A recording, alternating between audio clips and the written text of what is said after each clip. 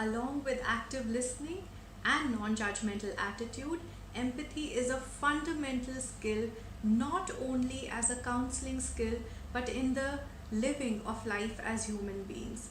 Empathy is an extremely important concept in contemporary psychology and in neuroscience. As social people, it's very important for us to be able to not only know what we are feeling and thinking, but to be able to gauge the feelings and the thoughts of another, to be able to identify with another in the way that we understand our world. Empathy is a fundamental human ability to be able to take perspective beyond our own.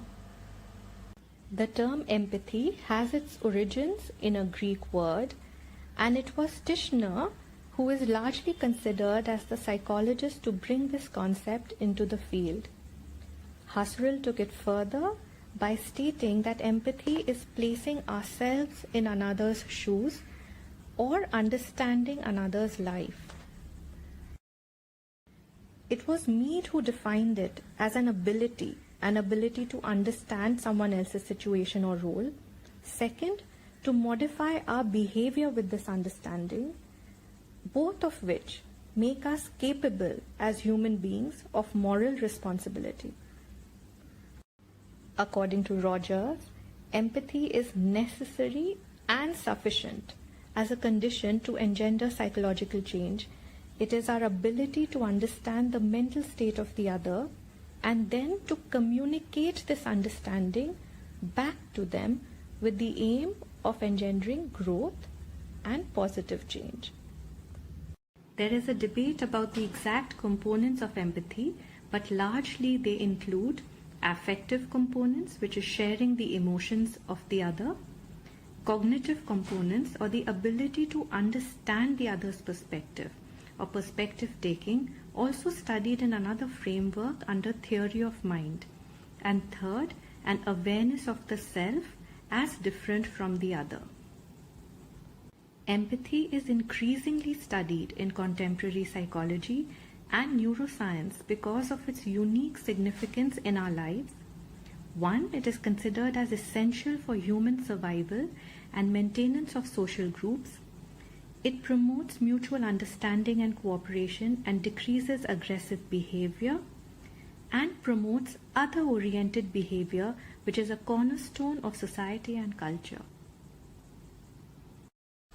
As teachers, one's professional life is dominated by lectures, coursework, and various other duties and responsibilities that come in academia, together with your lived experiences, your own background, the life that you have led, form your frame of reference.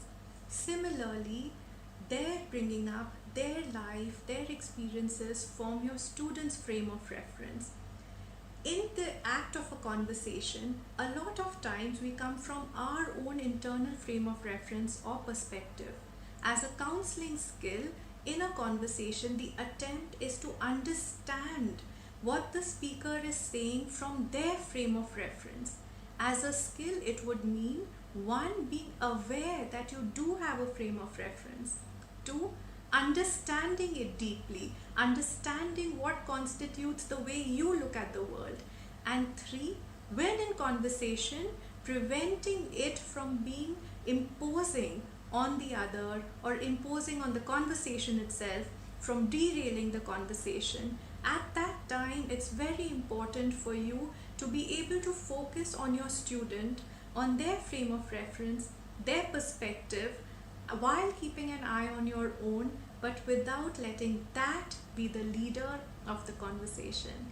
Yes, it is a little difficult to exercise, but like every skill, the more you practice, the more you can build empathy.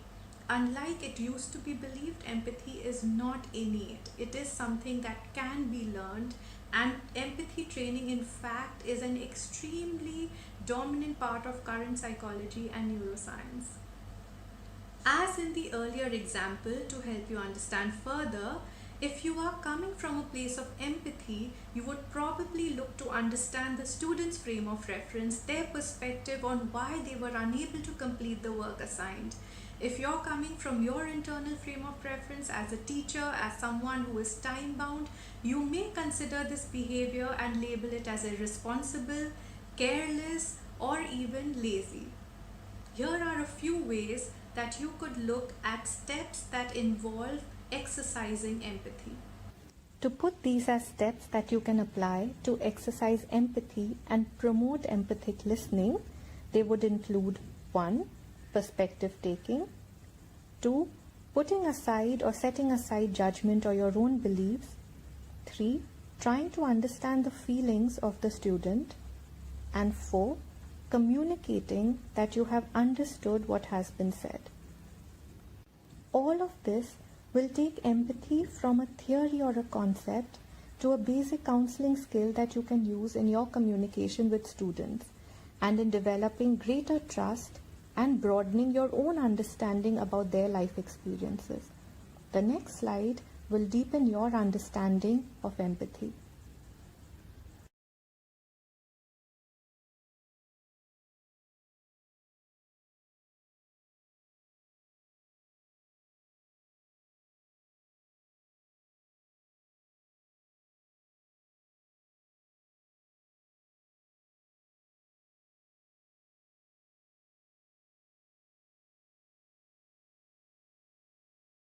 With increased research currently and in recent times on empathy in neurosciences, it is understood as a complex and multi-level phenomena, which includes, first, an emotional response to the other, secondly, cognition of understanding the other's perspective, and third, emotional regulation.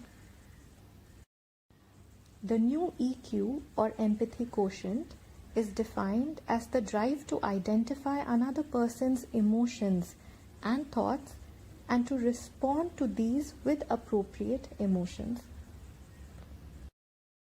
As you can see, empathy truly is a complex phenomena and it is difficult to apply and to bring to your conversations. However, like I said, with practice it is possible.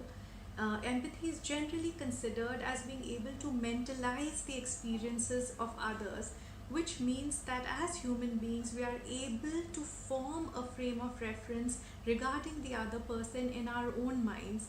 Research has also found that we are able to recreate in ourselves patterning which is similar to what the other person is experiencing, especially when they are in distress or experiencing pain. Isn't this fascinating that as human beings we are so primed to connect with each other, to understand each other? Similarly, when conversing with your students, do be aware that you both have internal frames of references through which you are communicating. To communicate actively, to listen actively, to be able to extend non-judgment into the conversation, and for empathic listening, it would require you to believe and to know that your frame of reference may not be the only frame of reference, may not be the only way to understand a situation.